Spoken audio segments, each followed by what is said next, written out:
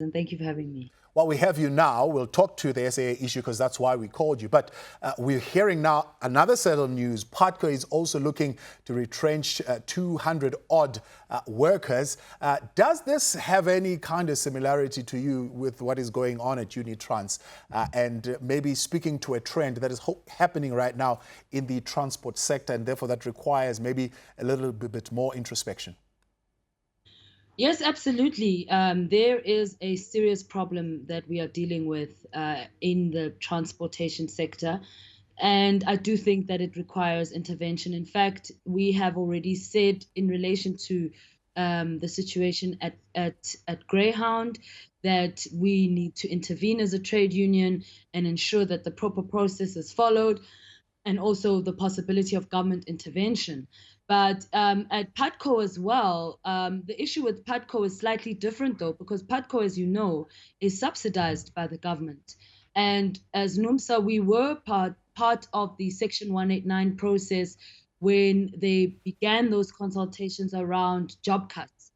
And one of the things that we raised very sharply with the management is that even though we could see that there was evidence of problems with their finances. Some of it had to do with COVID, but also a lot of it had to do with simple mismanagement. I mean, in the case of PATCO, for example, one of the things we identified in our Section 189 is that at least 4 million rand could have been saved by them simply insourcing some of the services that they were outsourcing. The repairs of chairs on the buses, the gearboxes, are things that workers have the skill to do, but they were outsourcing them. They have a problem with fraudulent tickets, which they've been aware of for a long time, but they've never bothered to intervene on. So this is why a consultation process in a Section 189 is crucial, because the trade union, it allows us to scrutinize the financials and assess for ourselves whether the reasons that have been advanced for retrenchment are justifiable. Yeah. Is this because you believe at Unitrans that those jobs can still be saved or at least be channeled to other parts of the company? And that's why you want a CCMA Section 189 process to ensue so you can have access to those financials?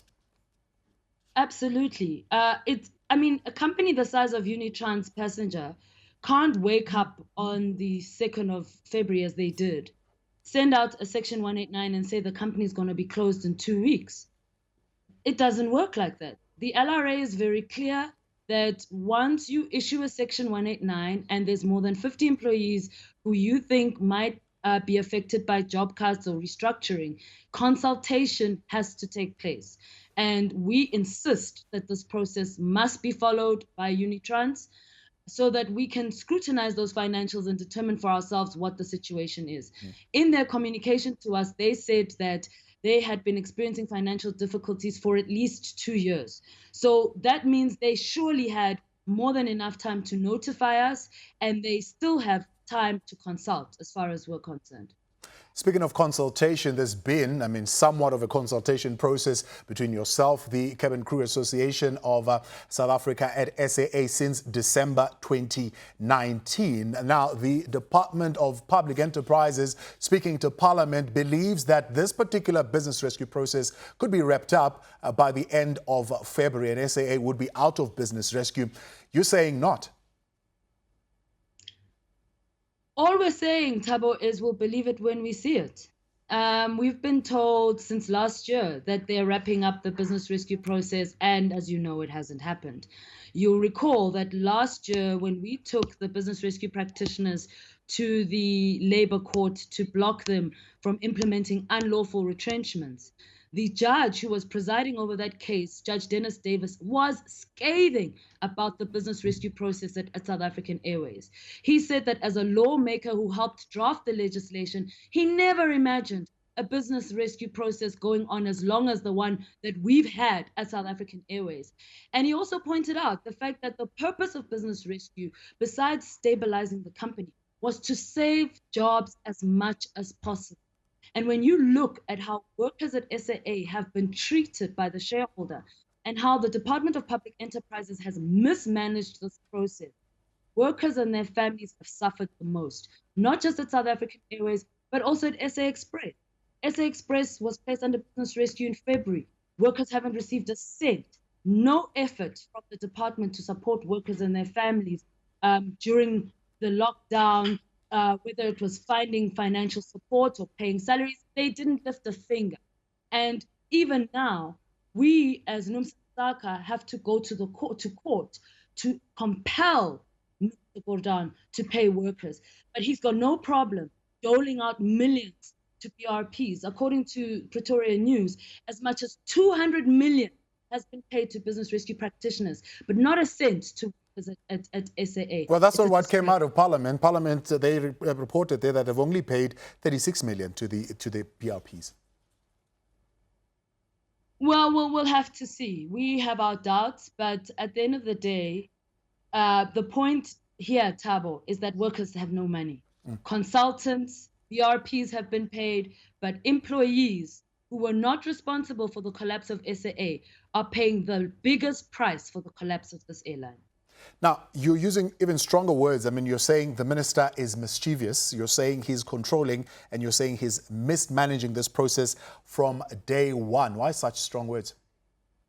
Because on December 5th, it was the DPE together with Treasury that announced that they were undergoing voluntary business rescue. This business rescue process has been run and directed and controlled by DPE from the beginning. So we reject with contempt the claims that they've made to Parliament that the business rescue practitioners are a law unto their own. If they're a law unto own, it's because the minister has allowed it to be that way. They've been controlling this process. Even on the issue of the funding, we made recommendations when we were part of the Leadership Consultative Forum, which was supposed to be a structure where we consult with DPE on the formation of the plan. We raised very early on as NUMSA that the subsidiaries needed to be funded. We're shocked to hear now, after the process has been completed and a plan has been voted on, and they rejected our proposal, that now they want money for the subsidiaries. And how they intend to get that money is to screw workers out of the money that is owed to them. That is unacceptable.